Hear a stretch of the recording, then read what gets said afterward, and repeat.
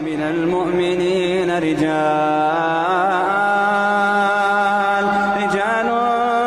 صدقوا ما عاهدوا الله عليه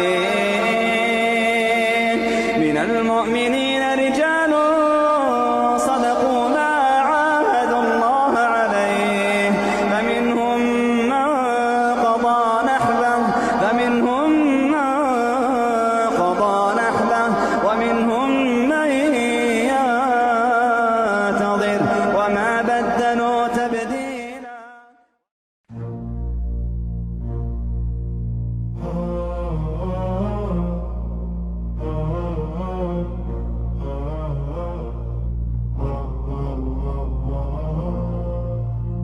Bir dava eri, Şehit Aytaç Baran.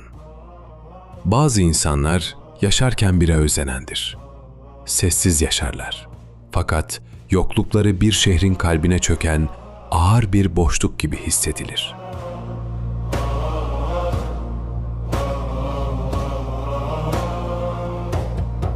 Aytaç Baran da böyle insanlardan biriydi. Onun hayatı yalnızca bir insanın nasıl yaşadığının değil, kendisini neye adadığının hikayesiydi. Onu tanıyan herkes aynı şeyi söylerdi. Yanına oturduğun zaman ayrılmak istemezdin.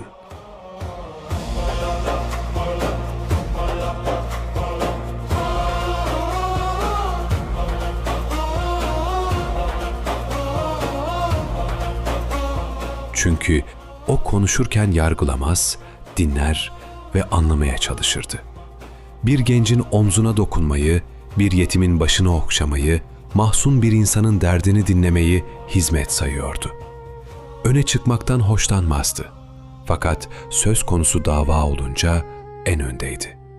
Onun için gençlik kaybedilmiş bir nesil değil, yeniden ayağa kaldırılması gereken bir ümmetti.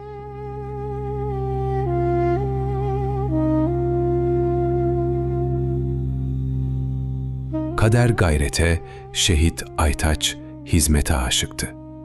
Gecesini gündüzüne katıyor, hayatını gençlerin ahiretine adıyordu. Bu aileden, evden, dünyadan fedakarlık gerektiriyordu. Bir gün dostları ona, "Biraz da ailene vakit ayır." dediğinde, verdiği cevap aslında kendinden sonraki genç davetçilere bir yük bırakmıştı. "Ben bu ümmetin çocuklarıyla ilgileneceğim. Onlar büyüsün. Onlar da benim çocuklarımla ilgilensin."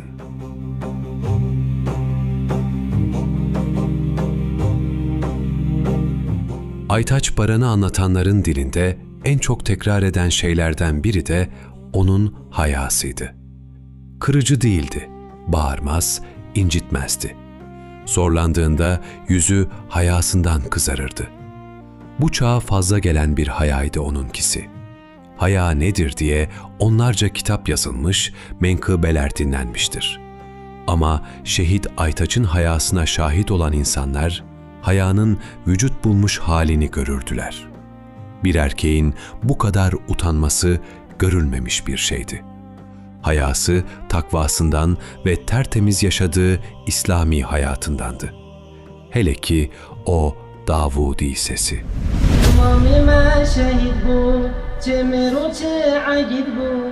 İmamime şehit bu, çemiru çe'agid bu. çemiru çe'aziz bu, emşi bidim canı xo. çemiru çe'aziz bu, emşi bidim canı xo. Sadece meydanlarda değil, insanların kalplerinde de yankı bulurdu. Sallallahu aleyhi ve sellem, sallallahu ala Muhammed.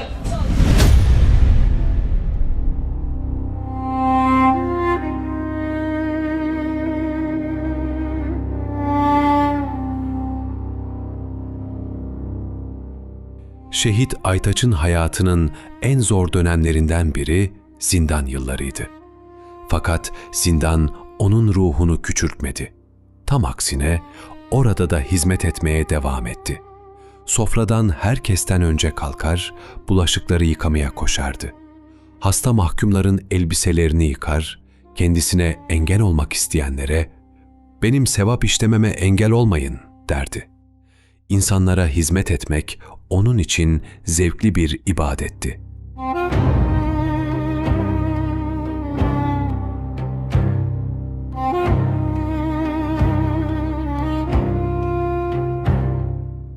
Aytaç Baran, şehadeti uzak bir ihtimal gibi değil, yaklaşan bir misafir gibi konuşurdu. Dostlarına sık sık, "Ben şehit olacağım, siz de mezarıma gelip benimle konuşacaksınız," derdi.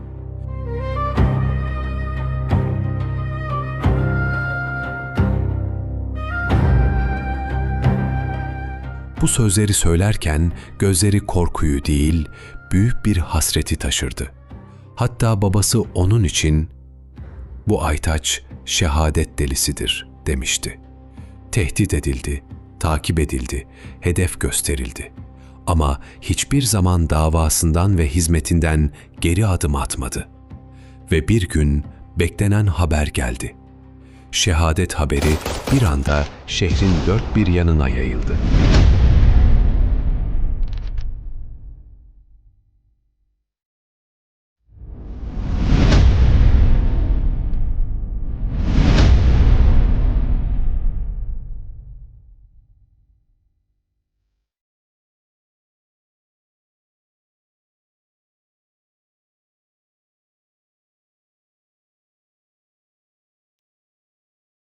Herkes aynı yere, hastaneye koşuyordu. Gençlerin Aytaç abisi vurulmuştu ve Aytaç şehit oldu.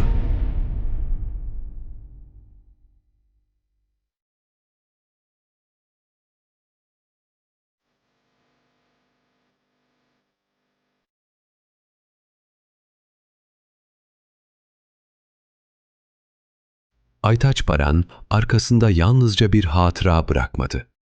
Ümit ve şehadeti miras alan bir nesil bıraktı. Bu mirası devralan gençler zamanla büyüdü ve onun emanetini omuzlamaya başladılar. Bugün hala onu görmeden seven insanlar var. Onun hayatını dinleyince, "Keşke onu tanısaydım," diyenler. Onun taşıdığı davayı sahiplenmeye çalışan gençler var. Çünkü bazı insanlar öldükten sonra da yaşarlar.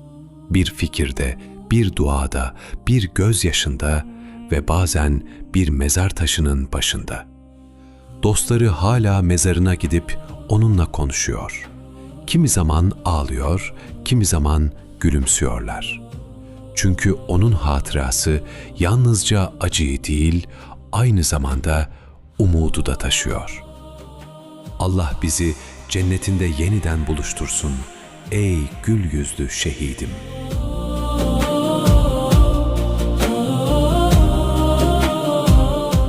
جماعة بركتية فيش يعملون كريا جماعة بركتية فيش يعملون كريا على توحيد راكريا امشي بالبيعة أخون على توحيد راكريا امشي بالبيعة أخون جماعات نور حق عدالة ريا جماعات نور حق عدالة لسه القرآن وسنة واجمع بين الدولات لسه القرآن وسنة واجمع بين الدولات ريا مزن بالحقية بزن ريا مزن بالحقية بزن جبوي خداي نوستن امشي بدم جاني خو جبوي خداي نوستن امشي بدم دستي خو